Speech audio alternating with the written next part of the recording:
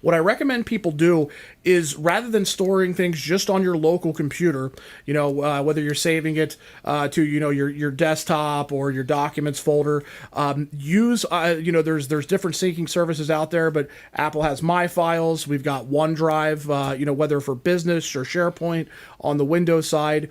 Store your files in locations that are backed up there so that you can A, turn off access to that remotely if there is something that goes wrong, and B, hey, let's assume the laptop wasn't lost. Maybe it fell down a ravine somewhere. You still need that data back either way. This gives you a very quick and easy way. You get when you go get a new machine, you sign back in with the sync tool, and it pulls all your files and pictures and videos back down for you automatically. My new setup time, I've gotten it down. I'm all in OneDrive for my business and personal stuff at this point.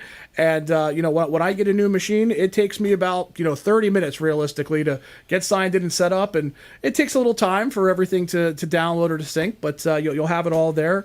And it really does help make that a much less painful process because hey, even, whether it's lost or stolen, hey, these machines just die sometimes too. And you don't want to be, caught with, your reliance on everything being there. Two other quick points that I'll make as far as passwords go, depending on the browser, even though there is some good security out there for them that's evolving, I recommend using something like LastPass or OneKey that they'll actually keep track of those for you. The cool thing about them is they actually remove, if you change the password, you can actually deactivate individual devices in your LastPass account. So if something, whether it's a phone or a laptop, gets stolen, you can actually turn off the access for it to do this so that it never even hits the browser. There's nothing there to steal out of a hack.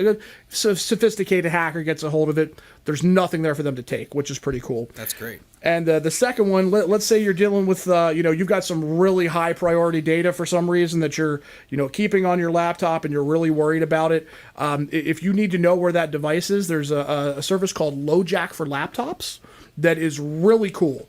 That actually uses your motherboard itself. There's actually a program built in at the operating system level, and you can find, even without, let's say somebody grabs your laptop and wipes it out and, quote unquote, never connects to the internet until they wipe it. It's actually always there resident in memory, so you can usually find the thief even if they've already wiped the laptop. Wow. And the police will actually take LoJack for laptop data as actionable. We've actually retrieved a few laptops that have gone missing that way in the past. So I tell people, obviously, if it's just something, you're bumming around on, or you have good backups, there might not be sense in paying for it. But if you've got a very expensive one, some of those laptops get upwards of, $2,500 to $3,000, a high-powered machine. Yeah. You might not be willing to see that walk out the door.